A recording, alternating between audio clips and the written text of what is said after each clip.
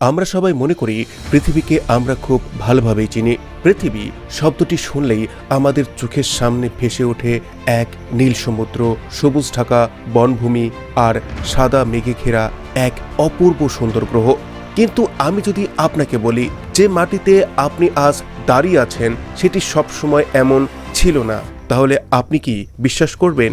একটা সময় ছিল যখন আমাদের পৃথিবী কোনো সাইফাই সিনেমার এলিয়েন গ্রহের চেয়েও অনেক বেশি ভয়ঙ্কর, রহস্যময় আর অদ্ভুত ছিল। কল্পনা করুন এমন একটি যুগের কথা যখন আকাশ নীল নয় বরং কমলা কিংবা লাল রঙের ছিল। এমন এক সময় যখন পৃথিবীতে গাছপালা নয়, প্রায় 20 ফুট উঁচু বিশাল আকারের মাশরুম জন্মাতো।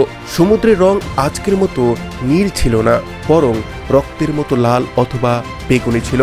আর সেই সময়ের জীবগুলো এতটাই অদ্ভুত ছিল যে তাদের দেখলে হয়তো আপনার দুঃস্বপ্ন দেখা শুরু হয়ে যেত। আজ আমরা সময়ের কাঁটা ঘুরিয়ে ফিরে যাব প্রায় 4.5 বিলিয়ন বছরের অতীতে। আমরা দেখব সেই এলিয়েন পৃথিবীকে, যে পৃথিবী মানুষের আগমনের বহু কোটি বছর আগেই অস্তিত্বে ছিল। তাহলে আসুন শুরু করছি আজকের আরও একটি ইনফরমেটিভ ভিডিও। আমাদের গল্প শুরু হচ্ছে আজ থেকে 4.5 বিলিয়ন বছর আগের। আপনি যদি সেই সময় নিজের মহাকাশ যান নিয়ে পৃথিবীতে অবতরণ করতে চাইতেন, তাহলে হয়তো নামার কোনো জায়গা খুঁজে পেতেন না, কারণ তখনকার পৃথিবীতে আজকের মতো কঠিন ভূমি ছিল না। সেটি ছিল জ্বলন্ত গলিত লাভার এক গোলক। বিজ্ঞানীরা এই সময়কে বলেন হেডিয়ান ইয়ন। এই নাম এসেছে গ্রিক পুরাণের পাতালপুরীর দেবতা হেডিসের নাম থেকে। সেই সময় পৃথিবী যেন এক জীবন্ত নরক। চারিদিকে শুধু অগ্নি উৎপাত, ফুটন্ত ম্যাগমা, হাজার হাজার ডিগ্রি সেলসিয়াসের তাপমাত্রা, আর মহাকাশ থেকে নিরবিচ্ছিন্নভাবে ধেয়ে আসছিল অসংখ্য গ্রহাণু। কিন্তু এই নরকসম পৃথিবীতেই এমন একটি ঘটনা ঘটছিল যা আমাদের গ্রহের ভাগ্যকে চিরতরে বদলে দেয়। মঙ্গল গ্রহের প্রায় সমান আকারের একটি গ্রহ, যার নাম থিয়া, সরাসরি এসে ধাক্কা দেয় সদ্য গঠিত পৃথিবীর সঙ্গে। সেই সংঘর্ষ ছিল এতটাই ভয়াবহ যে পৃথিবীর বিশাল একটি অংশ ভেঙে মহাকাশে ছিটকে যায়। হাজার হাজার বছর ধরে সেই ভাঙা শিলাখণ্ডগুলো পৃথিবীকে প্রদক্ষিণ করতে থাকে এবং শেষ পর্যন্ত মহাকর্ষের প্রভাবে একত্রিত হয়ে সৃষ্টি হয় আমাদের চাঁদ। তবে সেই সময়ের চাঁদ আজকের মতো শান্ত, ছোট বা দূরের ছিল না। চাঁদ তখন পৃথিবীর অনেক কাছাকাছি ছিল, এতটাই কাছে যে আপনি যদি তখন পৃথিবীর মাটিতে দাঁড়িয়ে চাঁদের দিকে তাকাতেন, তাহলে চাঁদকে আজকের তুলনাতে প্রায় 15 থেকে 20 গুণ বড় এক বিশাল দানবের মতো দেখতে পেতেন। পৃথিবীর এই নিকটবর্তী অবস্থানের কারণে পৃথিবীতে এক বিশাল জোয়ার ভাটার সৃষ্টি হতো, যেখানে গলিত লাভার ঢেউ আজকের সমুদ্রের ঢেউয়ের তুলনায় বহুগুণ উঁচু ছিল। ধীরে ধীরে কোটি কোটি বছর ধরে পৃথিবী ঠান্ডা হতে শুরু করলো। গলিত লাভা জমে কালো আগ্নেয় শিলায় পরিণত হলো। কিন্তু তখনও এইখানে শ্বাস নেওয়া প্রায় অসম্ভব ছিল, কারণ বায়ুমণ্ডলে অক্সিজেনের কোনো অস্তিত্বই ছিল না। চারিদিকে শুধু কার্বন ডাই অক্সাইড, মিথেন এবং অ্যামোনিয়ার মতো বিষাক্ত গ্যাসে ভরা ছিল পৃথিবীর বাতাস। এরপর শুরু হলো পৃথিবীর ইতিহাসের সবথেকে দীর্ঘ বর্ষাকাল। হাজার বা লাখো বছর নয়, বরং কোটি কোটি বছর ধরে অবিরাম বৃষ্টি হতে থাকলো। এই জল এসেছিল আগ্নেয়গিরি থেকে নির্গত জলীয় বাষ্প ঘনীভূত হয়ে এবং পৃথিবীতে আশ্রে পড়া ধূমকেতু ও গ্রহাণুগুলোর বরফ থেকে। যখন এই অসীম বর্ষা শেষ হলো, তখন পৃথিবী পুরোপুরি এক জলময় গ্রহে পরিণত হলো। স্থলভাগের কোনো অস্তিত্ব ছিল না, চারিদিকে শুধু জল আর জল। তবে সেই জলও আজকের মতো নীল ছিল না। সমুদ্রে প্রচুর পরিমাণ দ্রবীভূত লোহার উপস্থিতির কারণে জলের রং ছিল জলপাই সবুজ কিংবা গাঢ় বাদামি। অপরদিকে আকাশ, সেটি ঘন কার্বন ডাই অক্সাইডের স্তরের কারণে দেখতে লাল অথবা কমলা রঙের ছিল। এখন কল্পনা করুন জলপাই সবুজ রঙের সমুদ্র, রক্তিম আকাশ আর নিঃশ্বাস নেওয়ার মতো এক ফোঁটাও অক্সিজেন নেই। এটাই ছিল আজ থেকে 4 বিলিয়ন বছর আগের আমাদের পৃথিবী, আর এটাকেই বলা হয় পার্পল আর্থ হাইপোথিসিস। এই বিষাক্ত পরিবেশেই কিন্তু জীবনের প্রথম যে বীজ সেটি কিন্তু চলে উঠেছিল।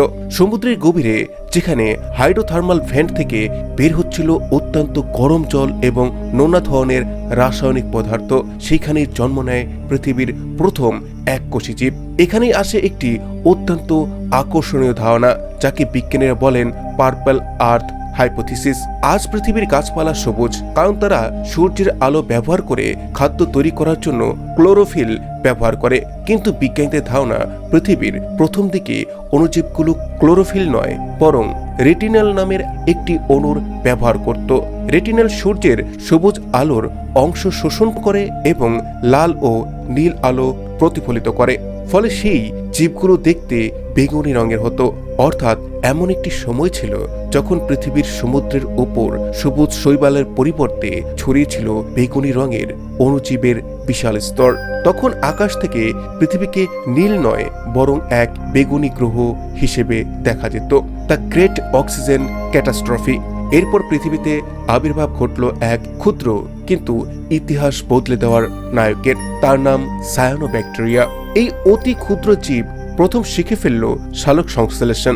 তারা সূর্যের আলো ও জল ব্যবহার করে খাদ্য তৈরি করতে শুরু করলো এবং এর উপজাত হিসেবে বাতাসে ছড়াতে লাগলো একটি গ্যাস, সেটা হচ্ছে অক্সিজেন। শুনতে বিষয়টি খুব ভালো মনে হলেও সেই সময়ের পৃথিবীর অধিকাংশ অণুজীবের জন্য অক্সিজেন ছিল এক মারাত্মক বিষ। যতই সায়ানোব্যাকটেরিয়া অক্সিজেন উৎপাদন করতে লাগলো ততই অক্সিজেনহীন পরিবেশে বেঁচে থাকা পুরনো জীবগুলো একে একে মরতে শুরু করলো।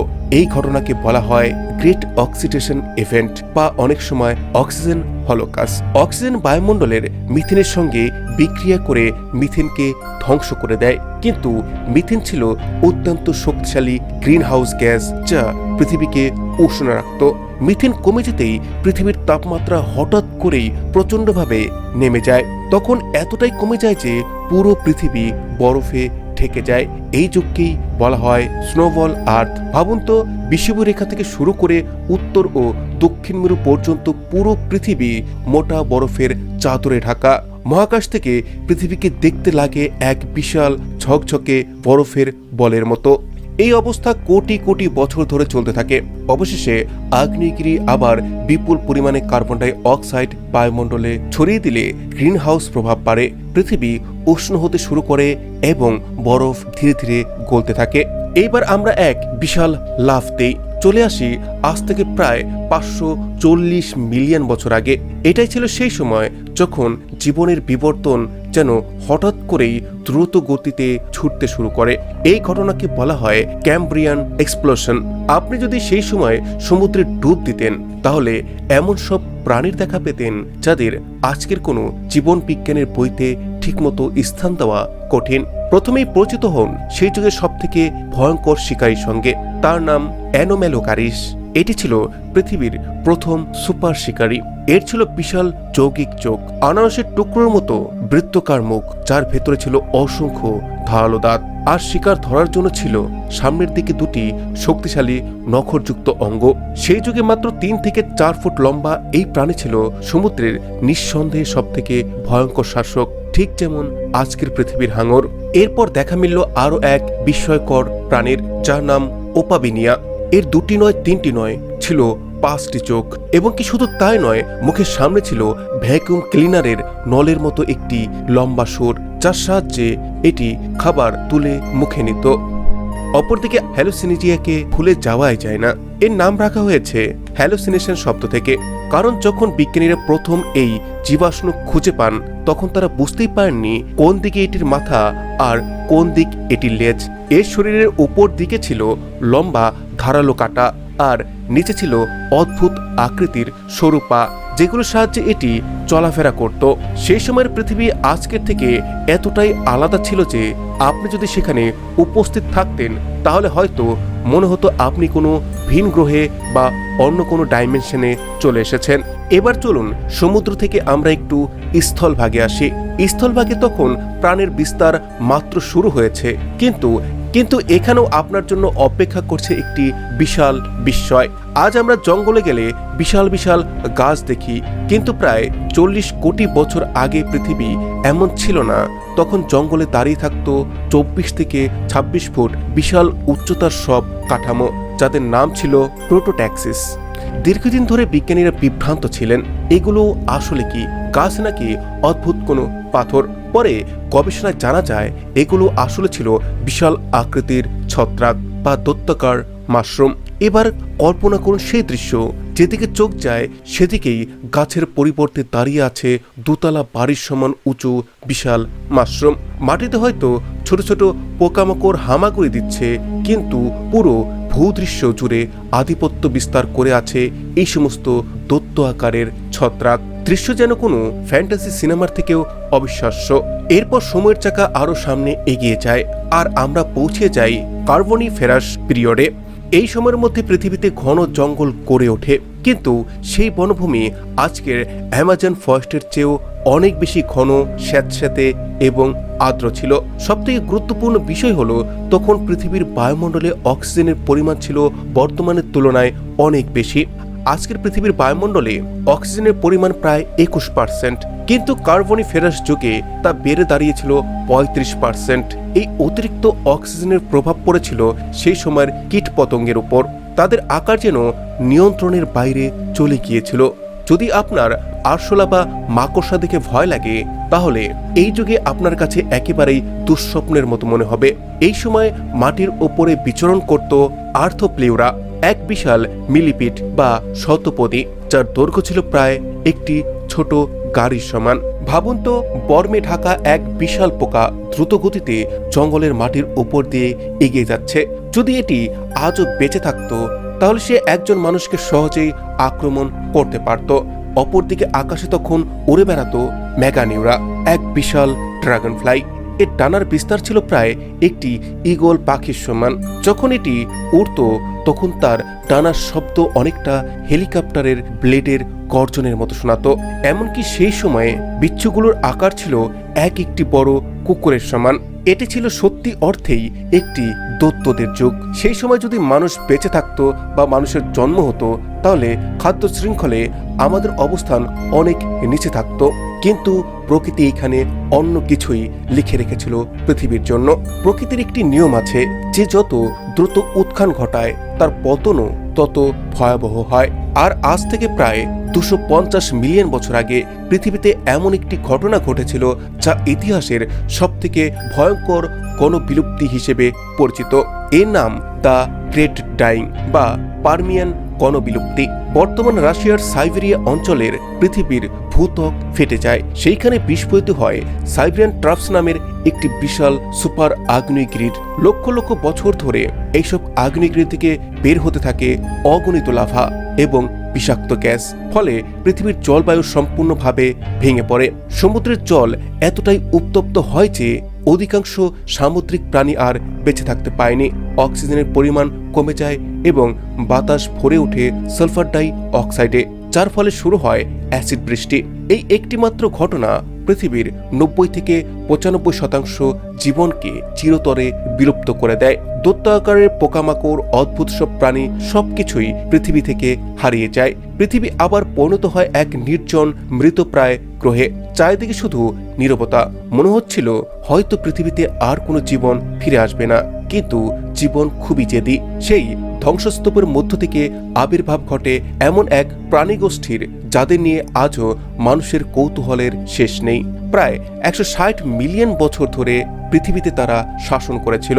তবে প্রথম দিকে ডাইনোসরগুলো জুরাসিক পার্ক সিনেমায় দেখানো বিশাল প্রাণীদের মতো ছিল না। ট্রায়াসিক যুগে যখন পৃথিবীর সমস্ত স্থলভাগ পেনজিয়া নামের একটি বিশাল কন্টিনেন্ট হিসেবে যুক্ত ছিল, তখন ডাইনোসরগুলো ছিল তুলনামূলক ছোট এবং অত্যন্ত দ্রুতগতির। সময়ের সঙ্গে সঙ্গে শুরু হয় জুরাসিক যুগ। পেনজিয়া ভেঙে যেতে থাকে আর ডাইনোসরদের আকার দ্রুত বিশাল হতে শুরু করে।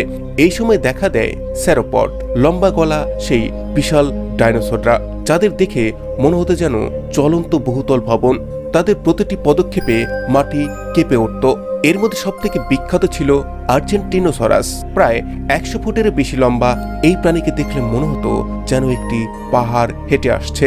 অন্যদিকে সমুদ্রে রাজত্ব করত মোসোসরাস। এটা ছিল সমুদ্রের দানব, যার শক্তি টিরেক্সকেও হার মানাতে পারত।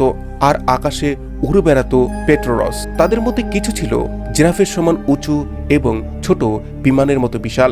তখনকার পৃথিবী আজকের তুলনায় অনেক বেশি উষ্ণ ছিল। মেরু অঞ্চলগুলোতেও কোনো বরফ ছিল না, বরং আন্টার্কটিকাতেও ছিল ঘন সবুজ বনভূমি। আপনি যদি তখন অ্যান্টার্কটিকায় যেতেন, বরফের পরিবর্তে সেখানে ঘুরে বেড়াতে দেখতেন বিশাল বিশাল ডাইনোসরদের। সবকিছু ঠিকঠাকই চলছিল। ডাইনোসররা তখন তাদের চূড়ান্ত শিখরে ছিল, কিন্তু তারপর এলো সেই দিন যা তাদের ইতিহাসের শেষ দিন হিসেবে ধরা হয়। আজ থেকে 66 মিলিয়ন বছর আগে আকাশ থেকে 10 থেকে 15 কিলোমিটার ব্যাসের একটি বিশাল গ্রহাণু ঘন্টায় প্রায় 70,000 কিলোমিটার বেগে পৃথিবীর দিকে ধেয়ে আসে। এটি আঘাত হানে বর্তমান মেক্সিকোর ইউকাতান উপদ্বীপে। সংঘর্ষটি ছিল কোটি কোটি পারমাণবিক বোমার একসঙ্গে বিস্ফোরণ হওয়ার সমান শক্তিশালী।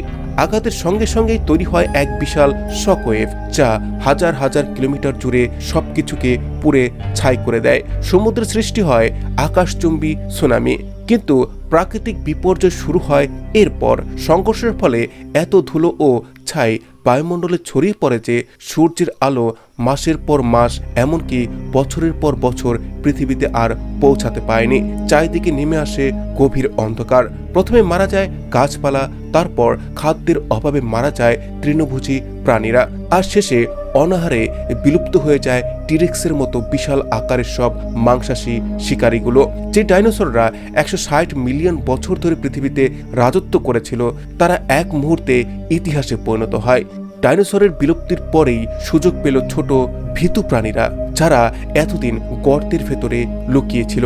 হ্যাঁ, আমি বলছি স্তন্যপায়ী প্রাণীদের কথা, যাদেরকে ম্যামেলস বলা হয়, যাদের থেকেই আমাদের পূর্বপুরুষদের জন্ম হয়। ধীরে ধীরে পৃথিবী ঠান্ডা হতে শুরু করলো, ঘন জঙ্গল কমে গেল, আর বিস্তার হতে লাগলো তৃণভূমির। এই নতুন পরিবেশে খাপ খাই নিতে নিতে স্তন্যপায়ীরা আকারে বড় হতে লাগলো। অবশেষে কয়েক লক্ষ বছর আগে এক বিশেষ স্তন্যপায়ী প্রাণী প্রথমবারের মতো দুই পায়ে হাঁটতে শুরু করলো। সেইখান থেকেই শুরু হয় মানুষের। যদি পৃথিবীর 4.5 বিলিয়ন বছরের পূর্বের ইতিহাসকে একটি 24 ঘন্টার ঘড়ি হিসেবে ধরা হয়, তাহলে পৃথিবীতে মানুষ এসেছে মাত্র 2 সেকেন্ড হয়েছে। আর এই অতি ক্ষুদ্র সময়ের মধ্যেই আমরা এই গ্রহকে আমূল বদলে দিয়েছি। বন্ধুরা, আজ আমরা দেখলাম আমাদের পৃথিবী কখনোই সবসময় একরকম ছিল না। কখনো এটি ছিল আগুনের গোলা, কখনো বেগুনি সমুদ্রে ঢাকা এক অদ্ভুত গ্রহ, কখনো সম্পূর্ণ বরফে মোড়া তুষারবল, আবার কখনো বিশাল মাশরুম আর দৈত্য আকার পোকামাকড়ের রাজ্য।